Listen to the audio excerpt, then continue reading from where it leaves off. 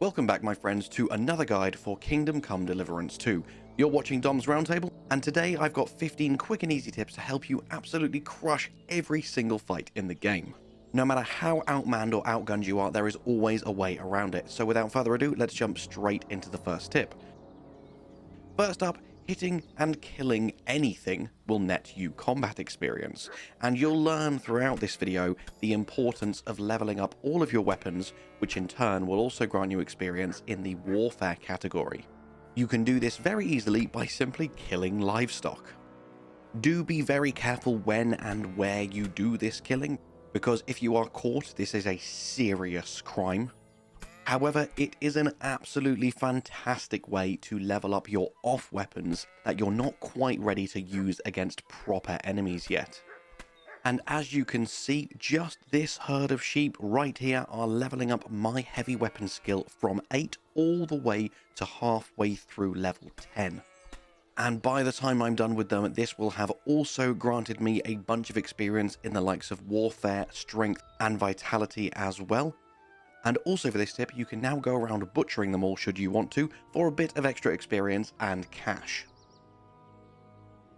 Next up, talking of leveling up your secondary weapons, this is so crucial for later on in the game. It can be very easy to stick to your favourite weapon, which for me is the trusty short sword, and that's exactly what I did for around 80 hours. As it is one of the only weapons that can both thrust and stab, and it has the deadly Master Strike, which we'll talk about later actually. It also has a very versatile moveset with an incredible array of techniques to learn. However, this doesn't make it the absolutely best choice for every single fight in the game. In fact, later on in the game, when quite a few of your enemies are very heavily armoured, unless you can hit them with a Master Strike very reliably, then most of your attacks will do nothing until you have worn down their armour, and this will make for some very long, grueling and arduous fights. This is where things like maces and other bludgeoning weapons come in handy, and for this reason you really do want to practice using a wide variety of weapons, and also always have 2 complementary weapons set up in your 2 weapon set slots. For instance, a really good option is a sword and shield so that you can slash and bleed lightly armoured enemies, and a big 2-handed mace to deal with knights. Or my preferred combination, a short sword in one set and a light mace in my other set, so that my offhand is always free. Because there are many perks in this game which I choose that synergize with having one single one-handed weapon and nothing in your offhand. Though that's just something to keep in mind. I'm not telling you you have to do this. The main takeaway from this tip is to make sure you do have proficiency in multiple weapons and be prepared to have both slashing and bludgeoning to deal with different armor types. Next up, this one should go without saying, but it's something that really needs to be said in case people don't know how crucial this is. Make sure you manage your stamina in combat, because large attacks and poorly timed defenses will drain your stamina, turning you into a very easy target. So take combat slowly and try to never run out of stamina. There is one exception, which we'll talk about in the next tip, but for the most part, if you completely drain your stamina, it's going to take a while before it starts replenishing. And as you can see here, it leaves you so exposed, and chances are, especially if you're fighting multiple enemies, running out of stamina means you have lost the game, and in certain circumstances, you're dead.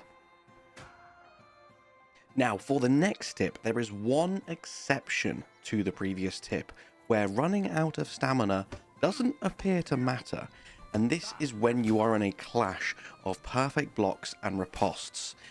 This is a rhythm that you are taught very early on, exactly how to perfect block and how to follow up instantly with a riposte. However, your opponent can also perfect block your riposte and follow up with a riposte of their own, which you then need to perfect block. And for experienced fighters, this dance can go on pretty much indefinitely, because for some reason, whilst you are in this deadlock of actions, even when your stamina has long since ran out, it still allows you to continue doing this. This is where things like weapon techniques and the Master Strike come into play, but if you aren't yet proficient in these techniques, though this is a very slow way to fight, if you are good at timings, it's very reliable, and eventually your opponent will make a mistake and an attack you make will break through. So this is a reliable way of chipping away at your opponents, especially if you're fighting one-on-one, and in the heat of battle, sometimes it's easy to forget your move sets, especially if you're using a weapon that you're not particularly comfortable with yet. So feel free to fall back on the perfect block riposte dance. As long as your opponent doesn't master strike you too often, it is a pretty foolproof way of eventually breaking through and defeating all your enemies. Now, next up, as we just talked about perfect blocking, try not to rely on regular blocking ever. Because enemies in this game are insanely smart. They can easily see which direction you are blocking, and they're just going to hit you in one of the other 2 or 3 zones where you're not guarding for massive damage. And usually it's also going to stagger you, allowing them to chain in a few more attacks. So unless you are wearing a very tanky armor set and you have specifically spec'd into using the biggest and baddest shields in the game, don't stand there in a fight just holding your block up. You are leaving yourself open to be absolutely devastated by your enemies. Only use blocking when it is a perfect block, and always keep your enemies second guessing your actions and your movements. Next up, let me give you 2 very important keys to victory when fighting against multiple enemies. This can be seriously tough no matter how well geared you are. As you can see, it's very easily to get ganked and destroyed. But if you use these 2 methods, it becomes so much easier. Firstly is positioning. This is actually taught to you by the game if you do go through and read the help menus. But also, it's a pretty obvious one. If you can keep all of your enemies in front of you, especially if you keep them blocking each other, then really it's just a string of 1v1 fights. Now, obviously, this is sometimes easier said than done depending on the terrain, but that's why, along with the positioning, you can quickly focus down the weakest targets first.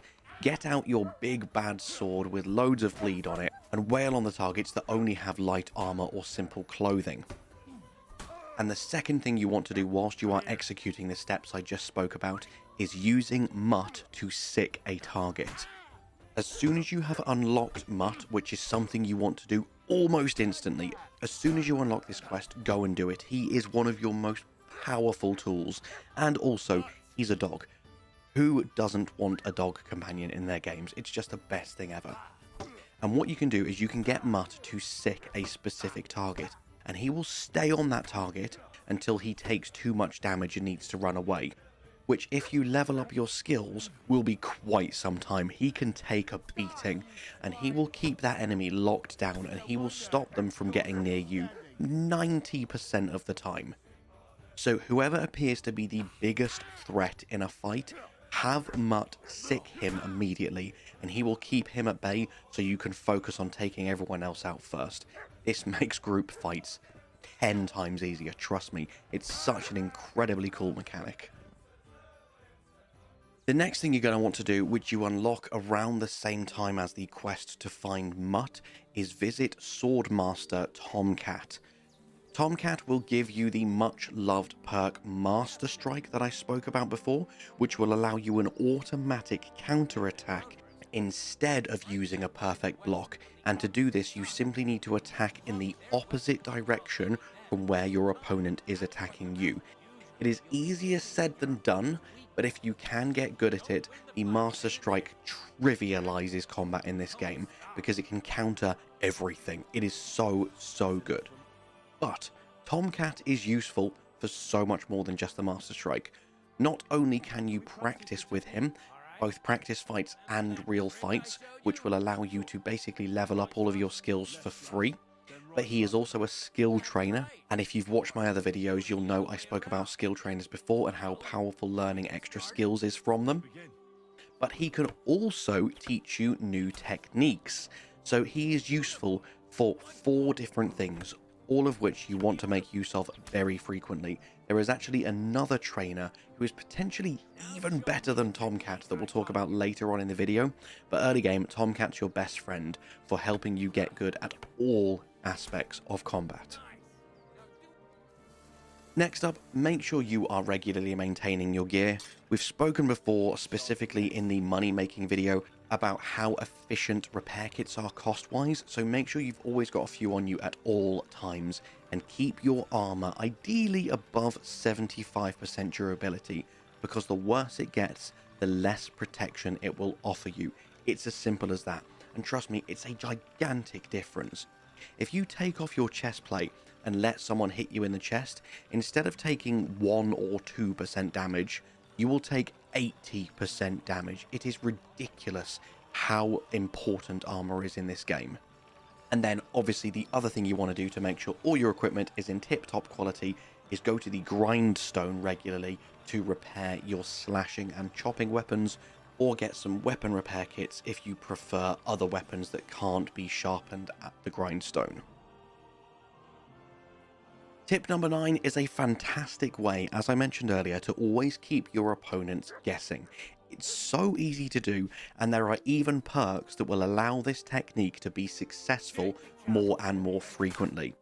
All you need to do to pull off a feint, which is what this tip is all about, is to hold a specific direction when charging an attack against your opponent, and then at the last minute, change the angle just as you release the strike, and it is more likely to catch them off guard and hit them. And as I say, there are even perks that you can spec into that will make the feint more powerful and harder for your opponents to react to. So as I say, all you need to do is just hold the attack button in a single direction, and then just before releasing the attack, change to a completely different direction, and it will be pretty hard for your opponents to counter that. Then you can go into a string of combos, or even use this opening to replenish your stamina whilst they are caught off guard. Next up, this is one I neglected for so damn long. Make sure you go and get a belt somehow, somewhere, and then equip a few potions and decoctions to it so that you can heal mid-combat.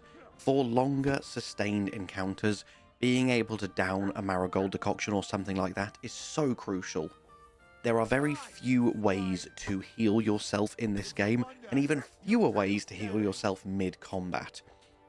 You cannot access your inventory willy-nilly, so get yourself a powerful piece of food that restores lots of health, or ideally use healing decoctions. Equip them to your belt and remember to use them. Using potions in combat can very much change the tide of an otherwise unwinnable fight. This next tip is all about the power of the warfare stat. Every single time you are gaining experience in a particular weapon, you are also gaining experience in the overall warfare stat. And pretty much every single ability in this skill tree is so damn crucial. At the start of the game, you start out after a short tutorial with the likes of Evade, Feint, Perfect Block, and Riposte already unlocked. These are the things I've been talking about throughout the video. And now, depending on whether you have more of a parry heavy or a dodge heavy build, let me show you some of the perks that you should unlock. So for me, as someone who loves blocking, Steadfast is incredible. Blocking with both a shield or a weapon will cost 20% less stamina and will wear down said shield or weapon 20% slower. Against all odds, just straight up makes you a better fighter if you are outnumbered. This is an absolute must-have because later on in the game, you will be frequently outnumbered. Hardened Veteran, in my opinion, is another must-have. Your stamina will just straight up regenerate 10% faster. And there are many skills actually in many of the different trees that will grant you faster stamina regen, and they will all stack. So eventually your stamina will be regenning so fast that you won't need to worry about managing it anywhere near as much as you did at the start of the game. And my absolute favourite early game perk is Rock Solid.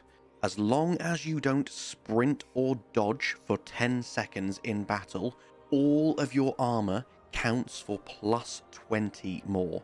This is incredibly useful if you get caught out not wearing your full heavy armor set. If you're just walking around with your charisma set on, and you only have, say, 10 to 20 armor on most of your armor pieces, then this stat is going to double the amount of defense you have.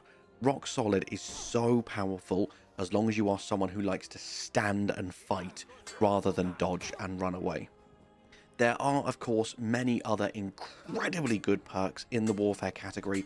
It's really, really hard to determine which ones I would advise you pick over others, because it's going to be determined by your own personal playstyle. For instance, if you are someone who much prefers a perfect dodge, River is going to be fantastic. And as you get further down the tree, the likes of Hardened Veteran 2 and One Man Army are just straight up some of the best perks in the game. An additional 10% stamina recovery and an additional 10% damage whenever you are outnumbered. And sorry, I appreciate this tip in particular has been a bit waffly.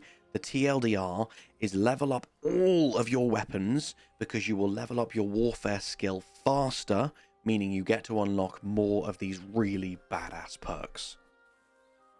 Another skill that it can be easy to neglect that will help you in all areas of combat is your Unarmed. So for this, there is a very useful side quest that spans over a few different towns and sees you bare knuckle brawling with many different progressively harder challenges. It's a really, really fun side quest. I love the outcome at the end. I won't spoil it for you, but go and seek out this side quest, beat everyone up, gain all of the awesome rewards you get from it, and level up your Unarmed skill as much as you can.